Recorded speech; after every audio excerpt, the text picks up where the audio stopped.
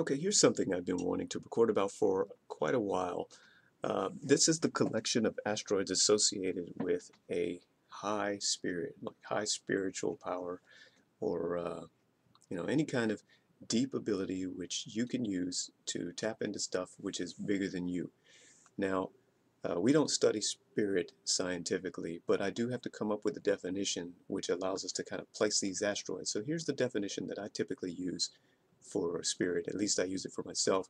For those people who don't believe in such things, uh, I define spirit as the extra information that goes with a thing in the average person's eyes, which you actually react to. So most people would say that this background is black, for example. You can get into philosophical debates about it, but in general, this thing gives off information, or at least it elicits a pattern of thinking in one's head.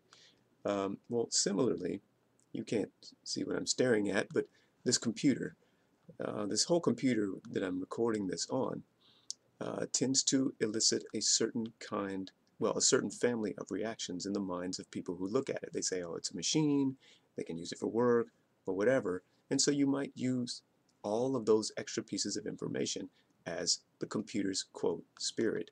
A thing doesn't need to be alive to have spirit, at least according to this definition. I know that may seem like a little bit of a cop-out, but the point is that we do actually make assumptions about stuff in front of us. And lots of people will make those same assumptions even though they're based on non-visual, non-auditory things. It's internal to the perceiver. And that's basically what spirit is. Okay, so people who have high spiritual power basically have the ability to make a lot of people react to things that don't come in through the regular perceptions. And these are the asteroids which are largely responsible for that. I say asteroids in general because, most of the things that I study these days are asteroids, but Selene is not an asteroid and Imum Coeli is not an asteroid, but whatever, I'm just going to use it as a blanket term. Okay, I've put these in order of power, and let me tell you, these are some heavy, heavy hitters. We don't know they're heavy hitters because we don't study them, but as the stats emerged on these top three especially, Yrsa, Eurykleia, and Veritas are some really serious business. Okay, so Yrsa is a strong trait for which you're sought after. People come after you for this, but there is a twist to Yrsa. Yrsa is also where you're vulnerable, where you're really, really receptive to people's influences. I've seen charts where Yrsa features prominently, and it's next to something like Neptune, which means that person can be easily influenced by a bad environment. Or it's next to something like Uranus. The information that they keep around them is is important. And if it's negative, then they're negative. I've pulled up the chart of high-powered, intuitive Edgar Cayce here, and you can see that his Yrsa is in 17 Aquarius. Now, for those of you who don't know about 17 Aquarius, the United States moon is around here. And so people who have stuff on 17 Aquarius tend to have an easier time uh, tapping in to the US's energy. And so they'll be known as an American whatever.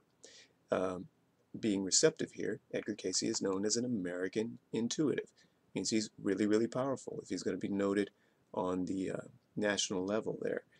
So look for that. Look for stuff on 17 Aquarius in your chart, and you could see what you could be famous for, at least in the United States. Okay, so but anyway, watch out for your Yrsa. It's actually kind of a bad guy in people's charts because most people don't know how to control the influences that come in through Yrsa, and so stuff on your Yrsa can really lead you astray if you're not careful. The second high-powered asteroid is Eurykleia. That's where spiritual fortunes are made grandly evident. This is where people look at you and they're like, damn, what? Where did he get all that power? Or where did she get all that power? You can see that Edgar Cayce's Eurykleia is right here, conjunct Neptune, and that one pretty much speaks for itself. If you want to know where you're just really, really impressive to people for some otherworldly reason, um, you can look at Eurykleia. When I say otherworldly, I automatically think of other asteroids like uh, Varda, V-A-R-D-A, and the dwarf planet Quaoar also. Those are also pretty otherworldly. You strike people as something like an alien if you're looking at Eurykleia Varda in Quar. But anyway, this is about Yrsa here. Okay, Veritas. Veritas is where you carry abilities that are bigger than you are. I call it the synecdoche asteroid. That's it's a literary term where basically the part represents the whole or the whole represents the part or something like that. And with Veritas, the things you do tend to be representative of bigger stuff. Where Veritas is in your asteroid, it's not asteroid, in your chart, you tend to be right. So Edgar Casey's got Veritas in his first house. I wouldn't count that as conjunct the ascendant, but the point is that when he approached new situations, he tended to be right in what he approached. I'll get back to this because it's actually helped by Laurentia and Lundia. I talked about the Imum Coeli in a previous recording. It's what you reliably draw out of everyone, including yourself. And so you can think of the Imum Coeli as kind of like a vacuum, and it's just sucking up stuff from down here. Doesn't matter whose chart it's in. Could be his own chart. In this case, he's drawing out something about the public image.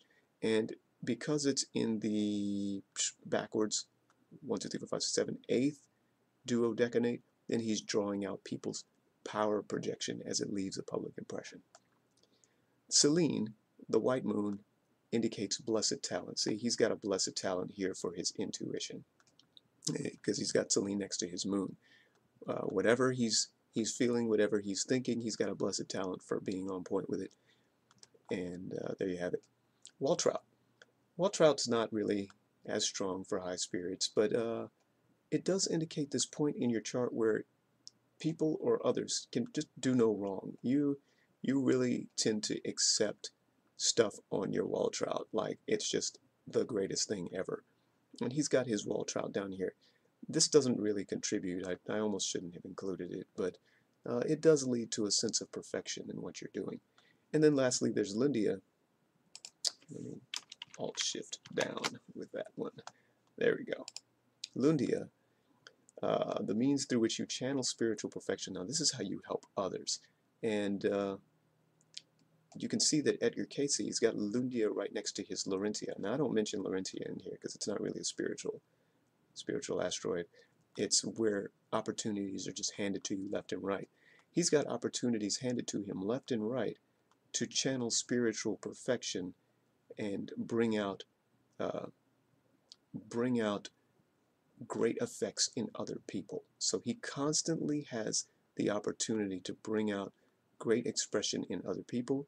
He's receptive to the US's energy here.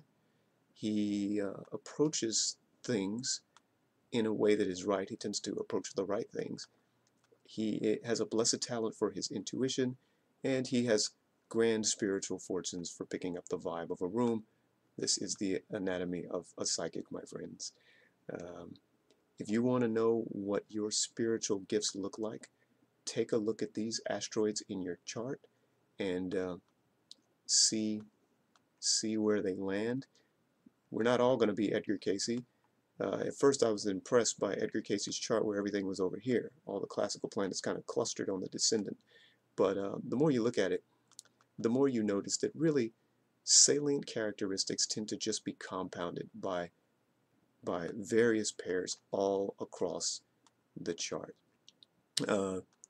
Some people may have an intuition for particular kind of weird effects, and so you wouldn't really know, but we all have that intuition. So for example, Edgar Casey is specifically, quote, right in 2445 Virgo. That's where Veritas is.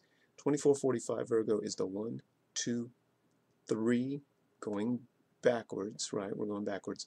It is the third or trine duodecanate of Virgo. So in his daily work, expressing his opinion, he tends to be right. And that's someone who's even closer to psychic. If you just think about what he did for a living and how he did it. Anyway, take a look at these asteroids and take a look at the sign and the duodecanate. And remember, the duodecanates go backwards when you're looking at this kind of thing. So it goes starting with Pisces, a conjunct, opposition, trine, square, quintile, sextile, septile, octile, novile, decile, undecile, inconjunct. Then you move into level 2, a level 2 conjunct, level 2 opposition, level 2 trine. All of those are regular things taking place against an Aquarius background. Level 3s take place against a Capricorn background, and so on and so forth. Okay, have fun reading all this in your own chart.